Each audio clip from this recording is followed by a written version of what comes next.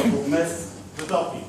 Je vais tenter de m'exprimer avec brio au nom de 5320 personnes qui ont signé notre pétition pour proposer ce projet alternatif. Avant d'expliquer quelle est notre alternative, j'aimerais d'abord expliquer pourquoi nous avons une alternative. Eh bien, d'abord, je vais utiliser un extrait du communiqué de presse des autorités communales pour un peu définir le nouveau règlement de stationnement à Herstal. Donc, je cite: un centre-ville plus attractif, plus convivial et accessible à tous. Bien, pour le PTB, comme pour de nombreuses personnes, les citoyens et les commerçants, et donc les 5320 personnes qui ont soutenu la pétition, ce ne sera pas un centre-ville attractif, convivial et accessible. C'est un projet de non-sens. Pour illustrer ce projet de non-sens, nous allons retenir 5 points de non-sens. Tout d'abord, le projet du bourgmestre a été mis au point avant même de construire des parkings de délestage autour du centre. Directement, le bourgmestre a souhaité travailler avec l'entreprise privée dans un modèle de parking payant. Deuxième non-sens, le contrat est passé avec une multinationale. Une multinationale qui est BZX Park et qui devait prendre à l'origine 97% des bénéfices et laisser 3% pour la ville, c'est-à-dire 3 miettes, donc, ou une miette, c'est comme on l'entend. Donc maintenant, ça a un peu changé, donc c'est 91 et 7, donc c'est 3 miettes, mais BZX garde la tartine. Voilà. Et donc BZX Park, alors monsieur le bourgmestre dit souvent, oui mais c'est BZX qui prend les risques. Il a encore déclaré dernièrement dans la Meuse, donc BZX prend les risques. Et nous on se demande bien quel risque est-ce qu'il prend. Peut-être engager un peu de personnel, mettre quelques barrières, quelques eurodateurs. En tout cas, on se rend compte que BZX n'est pas le genre d'entreprise qui prend des risques. Pour vous donner un peu le tableau, BZX, c'est 82 millions d'euros de bénéfices en 2011. C'est 0 € d'impôt. C'est la 117e entreprise qui a fait le plus de profit en 2011. On ne peut pas dire que cette entreprise contribue grandement à la collectivité financièrement, malgré le fait qu'elle souhaite prendre l'argent des citoyens. Troisième non-sens, c'est les modalités. Alors le bourgmestre a sorti dans la presse les modalités décidées avec BZX. Et ces modalités, pour nous, elles sont de non-sens.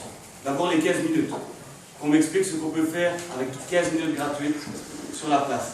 Ce n'est pas le temps d'aller à la boulangerie, ni à la pharmacie, ni même d'aller boire un verre sur une terrasse. Occupant avec BZX, mais aussi avec ses modalités, c'est la zone orange. On parle que le bourgmestre déclare qu'il n'a pas réussi à obtenir 30 minutes de gratuité en zone orange. Et là, ça pose une nouvelle fois question avec BZX. Qui est-ce qui dirige? C'est BZX ou c'est les autorités communales qui ont le pouvoir de décider combien de temps ce sera gratuit? Alors la carte riveraine, un peu dans. La première carte riveraine, monsieur le bourgmestre a dit, elle sera gratuite. Gratuite, ok, gratuite, quand on gratte un peu, en fait, elle est offerte par la ville. Donc c'est très bien, la ville offre une carte riveraine à ses citoyens. Jusque-là, tout va bien. Sauf qu'elle va payer cette carte à BZX. Donc, avec notre argent. Cette carte n'est finalement pas gratuite. Et que dire des deuxième et troisième cartes riveraines à 80 et 250 € l'année, sans même avoir la garantie de pouvoir trouver une place de parking et une invitation. Bon, déjà, pour les 80 et 250 €, je ne sais pas dans quel monde on vit, mais en tout cas, ici, on est à Herstal. Je pense que pour la majorité des citoyens, ce sera très difficile d'acheter ces cartes. Et le fait d'avoir instauré un parking payant ne va pas réduire le nombre de voitures dans notre ville. Alors, le quatrième non-sens, c'est que Herstal est une ville des plus pauvres de Wallonie. Ce n'est pas une ville touristique. On aimerait bien qu'elle le soit. Ce serait bien. Mais ce n'est pas Paris, ce n'est pas Bruxelles. C'est une ville avec des quartiers. Et ces services de proximité dans les quartiers qui sont de plus en plus fermés, je pense notamment aux postes, aux banques, comme à l'agence Belfius, on a essayé de parler dans ce conseil, elles privent les citoyens des services de proximité dans les quartiers. Et bien ces citoyens des quartiers, ils seront punis une deuxième fois. quand ils voudront se rendre dans le centre pour avoir accès à ces services qui sont centralisés ici, ils devront en plus de ça payer le parking. Ça aussi, c'est un point de non-sens pour nous. Alors, le cinquième point de non-sens, c'est les commerçants.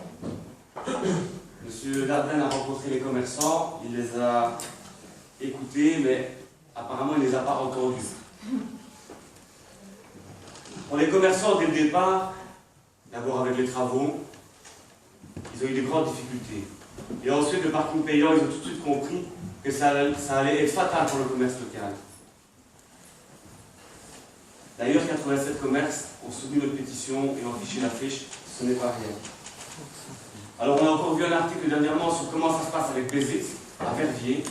Alors, c'est 30 à 60% du chiffre d'affaires en moins pour le commerce local. Donc, si on veut attirer les gens vers basse campagne, il n'y a pas mieux, on ne pourrait pas faire mieux que ça. Et donc, c'est pour ces 5 points de non-sens que nous avons décidé d'apporter une alternative. Nous n'avons pas fait que ça, nous avons également dit et écrit un courrier à tous les élus qui sont représentés ici au conseil communal pour leur demander de se positionner, d'avoir du courage politique, surtout de prendre leurs responsabilités. Parce que c'est bien de ça qu'il s'agit. Ici, on parle d'un contrat avec Bézix jusqu'en 2053. Et maintenant, moi, je demande aux conseillers communaux qui sont ici, et les gens sont là pour vous écouter. Est-ce que vous êtes prêts à engager la ville dans ce contrat avec Bézix, comme on vient de le décrire, jusqu'en 2053? Est-ce que vous avez fait campagne en disant que vous alliez faire payer le parking? Les proportions auraient été différentes. Vous ne seriez peut-être pas assis ici. Bien sûr. Bien sûr. Et donc, comme on n'habite pas sur la planète Mars, on est bien conscient qu'il y a un problème de parking installé. Ça, on ne le nie pas, personne ne le nie. La question, c'est comment on le résout. Et ça, c'est une question de choix politique. Donc, je vais vous lire maintenant notre proposition alternative concernant le parking payant, celle que nous avons décidée collectivement. Étant donné qu'il faut remédier au problème de mobilité au centre de Herstal et assurer une rotation plus rapide des véhicules, en prenant acte du fait que 5000 citoyens ont signé une pétition revendiquant l'annulation du contrat avec Bézix Park pour le maintien de la gratuité du parking à Herstal, pour la création d'emplacements pour les riverains et pour les personnes à mobilité réduite et la création de parkings de délestage gratuits, sachant qu'une autre approche du parking peut fonctionner correctement et à moindre coût pour l'usager avec du personnel public, agent de la ville, agent de police, steward, sans devoir faire appel à des sociétés privées. Le conseil communal de la ville de Herstal, réuni à sa séance du 26 septembre 2013, décide 1. De créer des parkings de délestage à une distance raisonnable du centre et d'une capacité suffisante et d'élargir l'offre de transport public, avec éventuellement une navette, avec l'objectif de changer de façon durable les habitudes de mobilité des automobilistes. 2. De faire du centre une zone bleue avec 2 heures de parking gratuit avec l'utilisation du disque bleu. On ne peut pas sécher le disque. 3. De maintenir la gratuité pour les riverains. 4. De confier la gestion du parking à des agents de la ville et le contrôle et les amendes éventuelles à des agents de police. 5. De ne pas appliquer le contrat avec la société Bézix. 5 propositions contre 5 questions de non-sens. Nous sommes convaincus en tout cas qu'à Herstal, il y a assez de richesses humaines et dans les comités de participation, dans les quartiers, dans les organisations, dans les services administratifs, le personnel communal, pour pouvoir trouver des solutions accessibles, abordables et acceptables pour tous de notre ville. Je vous remercie.